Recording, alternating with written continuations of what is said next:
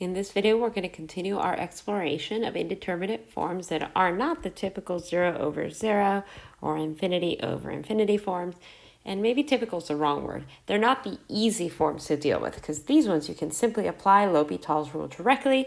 With other indeterminate forms, we have to do a little bit more algebraic manipulation first. So let's determine what we're actually looking at here by evaluating the limit of this function and this function separately. So the limit as n approaches infinity of 1 plus 1 over n is equal to 1. And the limit as n approaches infinity of n is equal to infinity. So the limit as n approaches infinity to the ln of y is the limit as n approaches infinity of n times the natural log of 1 plus 1 over n. Well, we have another indeterminate form. Again, the limit as n approaches infinity of n here is equal to infinity, and the limit as n approaches infinity of the natural log of 1 plus 1 over n is equal to 0. So this is of the form 0 times infinity. So let's take a moment to rewrite this, and we're going to rewrite this in the form that will give us 0 over 0.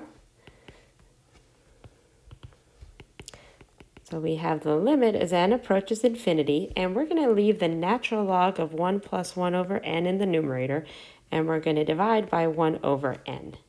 So now what kind of form do we have? We have form 0 over 0 in this step. And just to distinguish where the different forms are, I decided to just draw some arrows really quick, and I didn't label this one, so this was form 1 to the infinity power. Perfect. So now all our different indeterminate forms are labeled.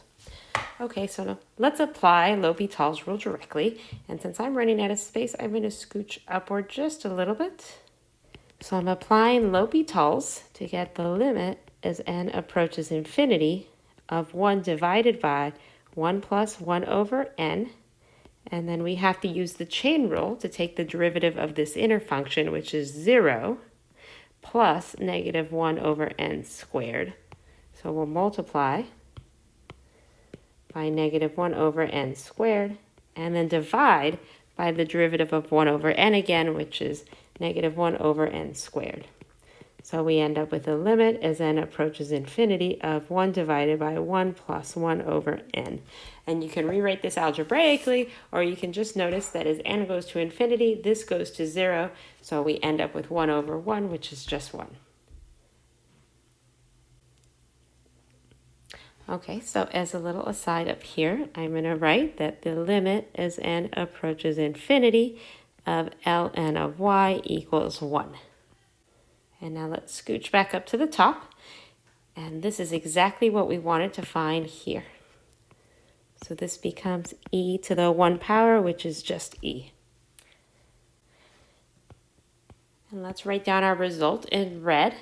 So what we have is the limit as n approaches infinity of 1 plus 1 over n to the nth power is equal to e.